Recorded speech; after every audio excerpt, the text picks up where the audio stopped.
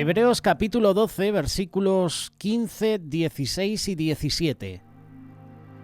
Mirad bien, no sea que alguno deje de alcanzar la gracia de Dios, que brotando alguna raíz de amargura os estorbe y por ella muchos sean contaminados. No sea que haya algún fornicario o profano como Esaú, que por una sola comida vendió su primogenitura. Porque ya sabéis que aún después, deseando heredar la bendición, fue desechado y no hubo oportunidad para el arrepentimiento, aunque la procuró con lágrimas. La epístola a los Hebreos fue escrita por un escritor no conocido. Algunos dicen que fue Pablo, otros Apolos. Unos dicen que eran judíos que vivían en alguna parte del Imperio Romano, no en Jerusalén. Muchos de ellos habían creído que Jesús era el Mesías esperado, pero todavía estaban muy aferrados al sistema levítico. Nadie sabía quiénes habían nacido de nuevo de entre todos ellos. Por tanto, y de nuevo, los versículos que hemos leído hay que aplicarlos primeramente según el contexto, conforme a aquellos a los que se dirige el autor, es decir, a los judíos que estaban en la asamblea de los creyentes. Muchos de ellos dubitativos, ya que tenían un convencimiento intelectual del Evangelio. Creían en Jesús aceptándole como el Mesías, pero seguían al pie del abismo de la apostasía. Aquí el autor de Hebreos no está juzgando quién de ellos había o no nacido de nuevo. Habla genéricamente a todos, buscando el beneficio de los que debían nacer de nuevo o los que ya habían nacido de nuevo, pero debían aprender a agradar a Dios en todo. Evidentemente este texto tiene una aplicación también a los gentiles creyentes en general, a todos los cristianos profesantes, es decir, los que confiesan a Cristo. Como dice 2 de Timoteo capítulo 2, verso 19, conoce el Señor a los que son suyos. Quiero hablarte de la apostasía, quiero hablarte de Esaú, también quiero hablarte de la gracia de Dios y de la amargura. Versículo 15, mirad bien, no sea que alguno deje de alcanzar la gracia de Dios, que brotando alguna raíz de amargura os estorbe y por ella muchos sean contaminados. Vamos a leer la traducción literal del griego. Vigilando de continuo para que nadie esté falto de la gracia de Dios, no sea que alguna raíz de amargura hacia arriba brotando cause disturbios y mediante ella sean contaminados los demás. Me gusta más esta traducción literal. Y se refiere no a la gracia salvífica como tal, sino a la gracia requerida para poder vivir una vida cristiana. El creyente vive en una carnalidad que desagrada a Dios, que puede generar amargura, por lo cual otros pueden ser también contaminados. Cuidado de contaminar a los hermanos. La palabra que se traduce por amargura es picria, significa amargura, amargor, y dentro de esa familia, ira, cólera, dureza. Como podemos ver, estos calificativos son contrarios al carácter de Cristo. Y esta actuación consistía en apagar al Espíritu Santo, en contristarlo. Vamos a ver lo que esto implica, no solamente en cuanto al individuo como tal, sino de este en relación a los demás. Esta amargura podría ser fruto de la carne por motivos interrelacionales, como puedes leer, por ejemplo. La raíz de amargura es cualquier planta pecaminosa que arraiga en uno o varios miembros de la comunidad eclesial y causa disturbios por el hecho mismo de ser contagiosa. Estas son palabras de Matthew Henry. De hecho, yo tengo el libro, La Concordancia. Es un libro bastante grande. Está disponible en librería Los Olivos. De hecho, es un regalo que me hicieron. Y esto es lo que dice Matthew Henry al respecto. La raíz de amargura es cualquier planta pecaminosa que arraiga en uno o varios miembros de la comunidad eclesial y causa disturbios. No disturbios, como estamos viviendo hoy en día en Cataluña y en Madrid. Insistimos, no se trata por tanto de dejar de alcanzar la gracia de Dios en términos de salvación, ya que por gracia somos salvos, como dice Efesios capítulo 2, verso 9. Sin esa gracia, nadie se puede salvar. Absolutamente nadie podría serlo.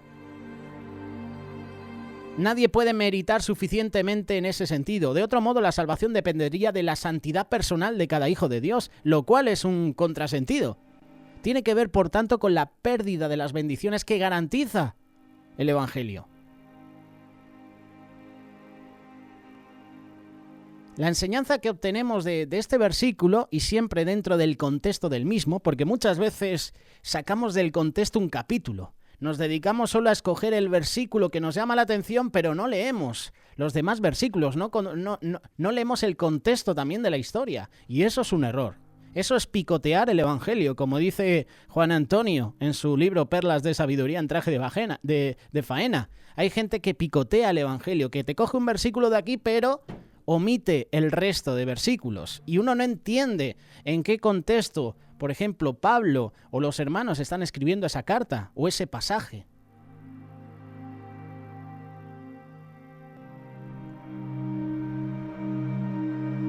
Vamos a entenderlo bien porque si te fijas en el versículo 16 y 17, menciona a Esaú. No sea que haya algún fornicario profano como Esaú, que por una sola comida vendió su primogenitura, porque ya sabéis que aún después, deseando heredar la bendición, fue desechado y no hubo oportunidad para el arrepentimiento.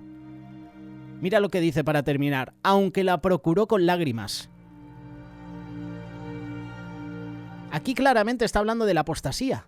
El ejemplo de Esaú nada tiene que ver con la pérdida de la salvación, sino con la pérdida de su primogenitura.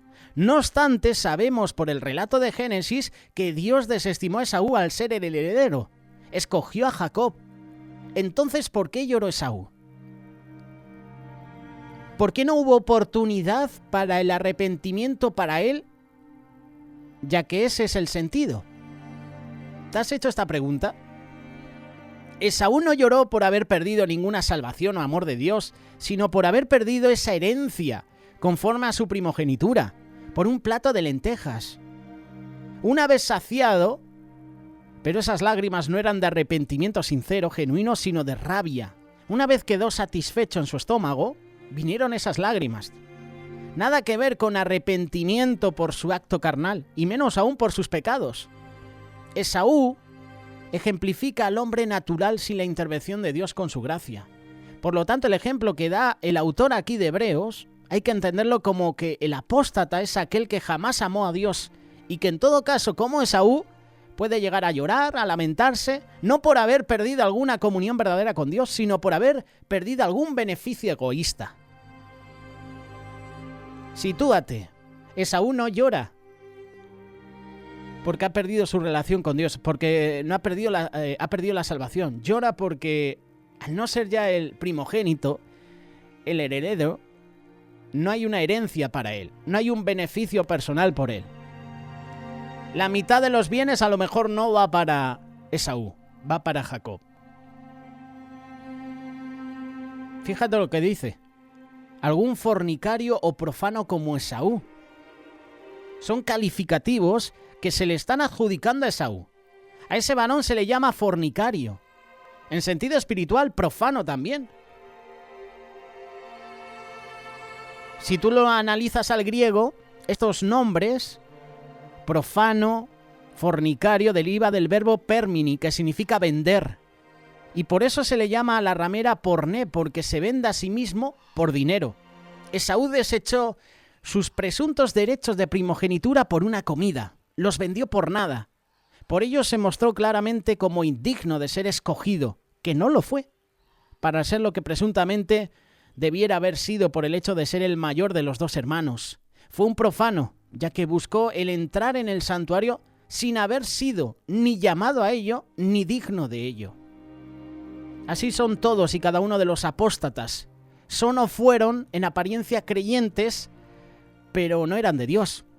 Y como nos compartía el pasado fin de semana en la Iglesia Cuerpo de Cristo un gran amigo, Unai Azcarreta, nos mencionaba la tercera carta de Juan. Salieron de nosotros, pero no eran de nosotros. Yo a veces entiendo cuando leo este versículo que está hablando del mismo anticristo, o de los anticristos que hay, de los apóstatas de la fe. Y queríamos hablarte de este personaje brevemente, Esaú, mencionarlo de esta manera. Esaú, como sabemos, hermano de Jacob, que por un plato de lentejas, por un potaje, vende esa primogenitura. Y luego, después de que se ha saciado, después de que está lleno, después de que le ha entrado la morriña, se va a echar la siesta, porque eso es lo que produce cuando te comes un buen potaje, ¿verdad? Un plato de alubias, de garbanzos, de lentejas o de otra comida. Las defensas se bajan y uno le entra la morriña, el sueño, ¿no? Cuando entra en razón Esaú empieza a llorar. ¿Qué he hecho?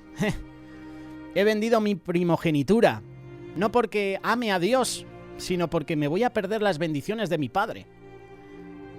Ya la mitad de la herencia a lo mejor no me corresponde a mí. Una parte va para Jacob, otra para mí, para lo mejor, yo como ya he vendido mi primogenitura, la mayor parte no va para mí. Por eso te hemos querido hablar de Esaú y brevemente de la apostasía. Apostasía que hoy en día está con nosotros también.